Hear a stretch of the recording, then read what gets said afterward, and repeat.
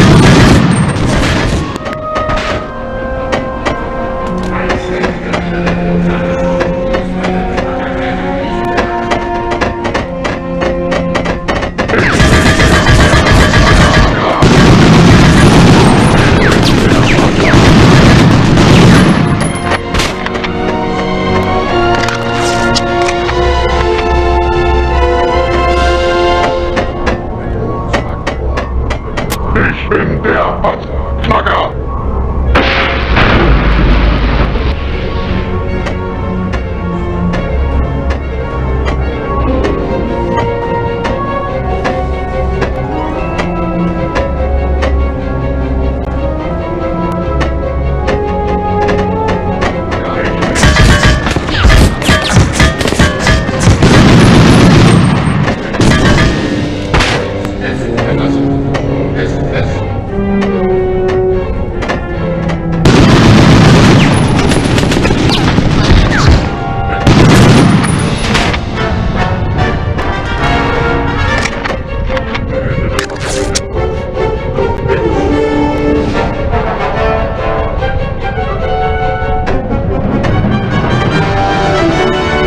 Ich bin der Panzerknacker.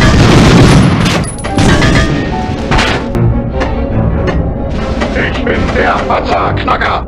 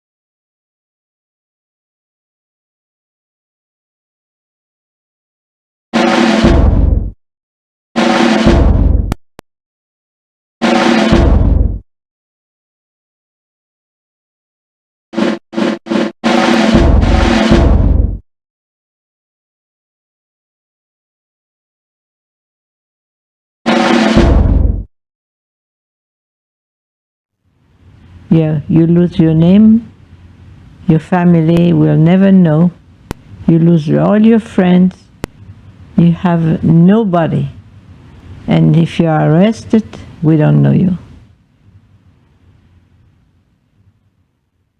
And then all sorts of people started in the neighborhood asking about me, my family, everybody, security clearance.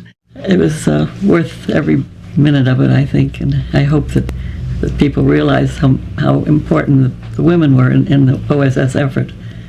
He got talking, and he found out that I had been studying Japanese and that I was a newspaper woman. And he said, well, would you like to work for the government? And I said, well, yeah, but on one condition, that I want to go overseas, because that's where I think all the action is. And he said, I think I can guarantee that. And I said, well, then what would I do? And he said, I can't tell you until you sign up with us. And then that's how I got in. I was curious, but I did want to see some action. And that was what happened to me. There was a sizable number of Czechs and Slovaks working as labor for the Germans. So we hit them with a leaflet called inviting them to cross the lines. And for that, 600 guys that crossed the lines and deprived the German army of labor, I got my Bronze Star. London was not a walk in the park. We had the V1s, V2s from 40s, and a few Dorniers, Junkers, and there was the London docks were known as Buzz Bomb Alley, and it really wasn't fun. But we were all fatalists, and if your name's on it, so be it. If you survive, well, lucky you.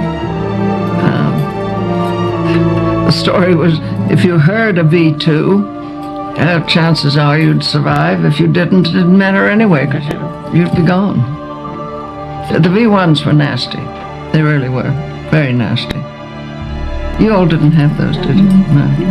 But the King and Queen would always go, the flag, the royal standard always flew on Buckingham Palace. They never left London, and they would go down to where the worst bombing had been in person.